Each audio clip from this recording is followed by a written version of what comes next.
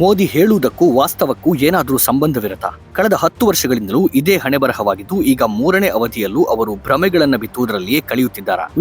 ವಿಶ್ವಗುರು ಎಂದು ಇವರೇ ಹೇಳಿಕೊಳ್ಳುತ್ತಿರುವ ಭಾರತ ನಿಜವಾಗಿಯೂ ವಿಶ್ವದ ದೃಷ್ಟಿಯಲ್ಲಿ ಯಾವ ಸ್ಥಿತಿ ಮುಟ್ಟುತ್ತಿದೆ? ಪ್ರಧಾನಿಯೊಬ್ಬರು ಹೇಗೆ ಇಷ್ಟು ನಿರಾಯಾಸವಾಗಿ ದೇಶದ ವಾಸ್ತವದ ಬಗ್ಗೆ ಇಷ್ಟು ಸುಳ್ಳುಗಳನ್ನ ಯಾವ ಹಿಂಜರಿಕೆಯೂ ಇಲ್ಲದೆ ಹೇಳಬಲ್ಲರು? ಬರೀ ಮಾತಿನಲ್ಲೇ ಮನೆ ಕಟ್ಟುವ ಕಟು ಸತ್ಯಗಳನ್ನ ಮರೆಮಾಚುವ ಈ ರಾಜಕೀಯ ಇನ್ನೂ ಎಲ್ಲಿಯವರೆಗೆ?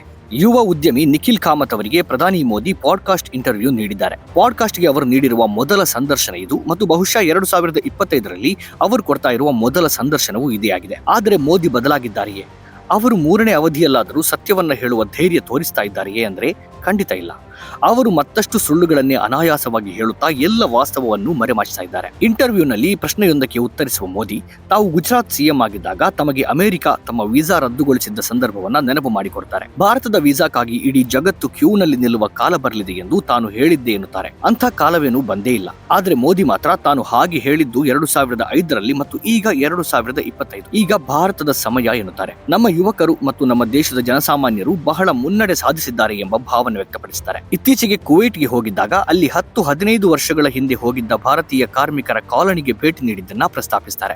ಭಾರತದ ಹಳ್ಳಿಯ ಯುವಕನೊಬ್ಬ ತನ್ನ ಊರಿನಲ್ಲಿ ಅಂತಾರಾಷ್ಟ್ರೀಯ ವಿಮಾನ ನಿಲ್ದಾಣದ ಕನಸು ಕಾಣ್ತಾ ಇದ್ದಾನೆ ಎನ್ನುತ್ತಾರೆ. ಇಂದು ಭಾರತದ ಪ್ರತಿಯೊಬ್ಬ ಯುವಕನಿಗೂ ಈ ಆಕಾಂಕ್ಷೆ ಇದೆ ಎಂದು ಹೇಳುವ ಅವರು 2047ರ ವಿಕಸಿತ ಭಾರತದ ಭ್ರಮೆಯನ್ನ ಮತ್ತೊಮ್ಮೆ ಈ ಇಂಟರ್ವ್ಯೂನಲ್ಲಿಯೂ ಬಿಚ್ಚುತ್ತಾರೆ. ಆದ್ರೆ ಮೋದಿ ಹೇಳುವ ಭಾರತಕ್ಕೂ ವಾಸ್ತವದ ಭಾರತಕ್ಕೂ ಏನಾದರೂ ಸಂಬಂಧವಿದೆಯಾ? ದೇಶದಲ್ಲಿನ ನಿರುದ್ಯೋಗ ಸ್ಥಿತಿ, ಬೆಲೆ ಏರಿಕೆಯಿಂದಲೇ ಬಡವರು ಹೈರಾಣಾಗ್ತಾ ಇರೋದು, ಆರ್ಥಿಕತೆ ಹದಗೆಟ್ಟಿರುವುದು, ನಮ್ಮ ರೂಪಾಯಿ ಡಾಲರ್ ಎದುರು ಕುಸಿದು ಬಿದ್ದು ಹೊರಳಾಡ್ತಾ ಇರುವುದು ನಾವು ನಿತ್ಯವೂ ಕಾಣ್ತಾ ಇರುವ ಕಟು ವಾಸ್ತವವಾಗಿದೆ. ಆರ್ಥಿಕ ಅಸಮಾನತೆಯಂತೂ ಮತ್ತೆ ಸರಿಪಡಿಸುವುದಕ್ಕೆ ಆಗದಂತಹ ಕಂದರವನ್ನ ಸೃಷ್ಟಿಸಿಬಿಟ್ಟಿದೆ. ಲಕ್ಷಗಟ್ಟಲೆ ಭಾರತೀಯರು ದೇಶವನ್ನೇ ಬಿಟ್ಟು ಹೋಗ್ತಾ ಇದ್ದಾರೆ.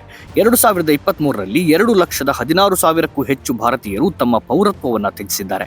ಇದು ಸರ್ಕಾರವೇ ಕೊಟ್ಟಿರುವ ಅಂಕಿಅಂಶ. 2023ರಲ್ಲಿ 2,16,219 ಭಾರತೀಯರು ತಮ್ಮ ಪೌರತ್ವವನ್ನ ತ್ಯಜಿಸಿದ್ದಾರೆ ಎಂಬುದನ್ನ ಆ ಅಂಕಿಅಂಶಗಳು ಹೇಳ್ತಾ ಇವೆ. 2022ರಲ್ಲಿ 2,25,620 ಭಾರತೀಯರು ಪೌರತ್ವವನ್ನ ತ್ಯಜಿಸಿದ್ದರು ಎಂಬುದನ್ನು ಗಮನಿಸಿದರೆ 2023ರಲ್ಲಿ ಸ್ವಲ್ಪ ಕಡಿಮೆ ಅನ್ನಬಹುದು. ಆದ್ರೆ ಹಿಂದಿನ ವರ್ಷಗಳಿಗೆ ಹೋಲಿಸಿದರೆ ಇದು ಆಘಾತಕಾರಿ ಮಟ್ಟದ ಏರಿಕೆಯಾಗಿದೆ. ಹಿಂದಿನ ವರ್ಷಗಳಲ್ಲಿ ಪೌರತ್ವ ತ್ಯಜಿಸಿದವರ ಪ್ರಮಾಣ 2021ರಲ್ಲಿ 1,63,370, 2020ರಲ್ಲಿ 85,256 ಮತ್ತು 2019ರಲ್ಲಿ 1,44,017 ಇತ್ತು. ಹಾಗಾದ್ರೆ ಮೋದಿ ಅವಧಿಯಲ್ಲಿ ಭಾರತ ವಿಶ್ವಗುರು ಎನ್ನಲಾಗ್ತಾ ಇರುವ ಹೊತ್ತಿನಲ್ಲಿ ಅಮೃತ ಕಾಲದಲ್ಲಿ ಯಾಕೆ ಹೀಗೆ ಲಕ್ಷಾಂತರ ಮಂದಿ ಭಾರತದ ಪೌರತ್ವ ಬಿಡ್ತಾ ಇದ್ದಾರೆ? ಮೋದಿ ಭಾರತದಲ್ಲಿ ಅವರಿಗೆ ಕಂಡಿರುವ ಕೊರತೆ ಏನು? ಏಕೆ ಮೋದಿಯವರಾಗ್ಲಿ ಬಿಜೆಪಿ ಮಂದಿಯಾಗ್ಲಿ ಈ ವಿಚಾರವನ್ನ ಅಪ್ಪಿತಪ್ಪಿಯೂ ಎತ್ತಾ ಇಲ್ಲ? ಜಾಗತಿಕ ಮಟ್ಟದಲ್ಲಿ ಬರ್ತಾ ಇರುವ ವರದಿಗಳಂತೂ ಭಾರತದ ಸ್ಥಿತಿಯ ಬಗ್ಗೆ ಮತ್ತೆ ಮತ್ತೆ ಕಳವಳಕಾರಿ ಸತ್ಯಗಳನ್ನ ಬಹಿರಂಗಪಡಿಸುತ್ತಲೇ ಇವೆ. ಹೆನ್ಲಿ ಪಾಸ್ಪೋರ್ಟ್ ಸೂಚ್ಯಂಕ 2025 ಭಾರತದ ಶ್ರೇಯಾಂಕದಲ್ಲಿ ಗಮನಾರ್ಹ ಕುಸಿತವನ್ನ ಬಹಿರಂಗಪಡಿಸಿದೆ. ವಿಶ್ವದ ಅತ್ಯಂತ ಶಕ್ತಿಶಾಲಿ ಪಾಸ್ಪೋರ್ಟ್ಗಳ ಪಟ್ಟಿಯಲ್ಲಿ 80ನೇ ಸ್ಥಾನದಲ್ಲಿದ್ದ ಭಾರತ ಈಗ 85ನೇ ಸ್ಥಾನಕ್ಕೆ ಕುಸಿದಿದೆ. ಇತ್ತೀಚಿನ ಸೂಚ್ಯಂಕದ ಪ್ರಕಾರ ಭಾರತೀಯ ಪಾಸ್ಪೋರ್ಟ್ ಹೊಂದಿರುವವರು 57 ಸ್ಥಳಗಳಿಗೆ ವೀಸಾ ಇಲ್ಲದೆ ಪ್ರಯಾಣಿಸಬಹುದು.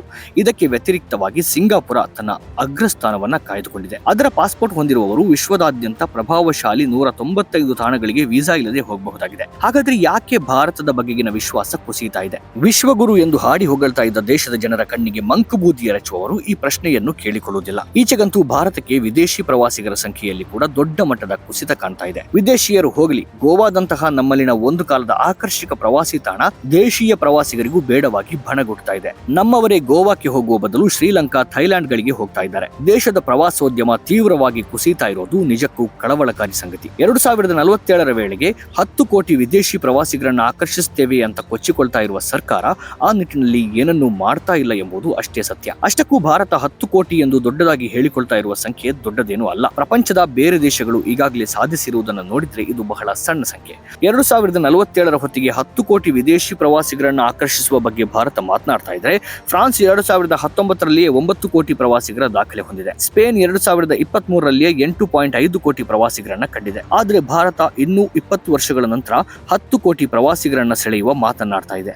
ನಾವೆಷ್ಟು ಹಿಂದುಳಿದಿದ್ದೇವೆ ಎಂಬುದನ್ನು ಅರ್ಥ ಮಾಡಿಕೊಳ್ಳಲು ಇದು ಸಾಕು. ದಿನ ಬೆಳಗಾದ್ರೆ ಮುಸ್ಲಿಂ ದ್ವೇಷ, ಮಸೀದಿ, ದರ್ಗಾಗಳ ಅಡಿಯಲ್ಲಿ ಮಂದಿರ ಹುಡುಕುವ ಅಬ್ಬರ ಮಾಡ್ತಾ ಇರುವ ಈ ದೇಶದಲ್ಲಿ ಕಟು ಸತ್ಯಗಳು ಮಾತ್ರ ಹೂತು ಹೋಗ್ತಾ ಇರೋದು ವಿಪರ್ಯಾಸ. ಜಗತ್ತಿನ ಕಣ್ಣಲ್ಲಿ ಭಾರತ ನಿಜವಾಗಿಯೂ ಎಲ್ಲಿದೆ? ಸ್ವತಂತ್ರ ಪತ್ರಿಕೋದ್ಯಮ ಇಂದಿನ ತುರ್ತು. ಅದನ್ನ ವಾರ್ತಾ ಭಾರತಿ ಮಾಡ್ತಾ ಇದೆ. ನಮ್ಮ ಚಾನೆಲ್ ಅನ್ನ ಸಬ್ಸ್ಕ್ರೈಬ್ ಮಾಡೋದ್ರ ಜೊತೆಗೆ ಬೆಲ್ ಐಕಾನ್ ಒತ್ತಿ ನಮ್ಮನ್ನ ಬೆಂಬಲಿಸಿ. ಹಾಗೆ ನಮ್ಮ ಕಾರ್ಯಕ್ರಮಗಳನ್ನ ಲೈಕ್ ಮಾಡಿ, ಕಮೆಂಟ್ ಮಾಡಿ, ಅದನ್ನ ಬೇರೆಯವರಿಗೂ ಕೂಡ ಶೇರ್ ಮಾಡಿ. ಹೀಗೆ ನೀವು ಮಾಡಿದಾಗ ನಮ್ಮ ಚಾನಲ್ ಮತ್ತಷ್ಟು ಜನರಿಗೆ ತಲುಪತ್ತೆ, ಆ ಮೂಲಕ ನಮಗೆ ಸಹಕಾರ ಆಗುತ್ತೆ. ಇದು ನೀವು ಯಾವುದೇ ಖರ್ಚಿಲ್ಲದೆ ಮಾಡಬಹುದಾದ ಸಹಕಾರ. ಧನ್ಯವಾದ.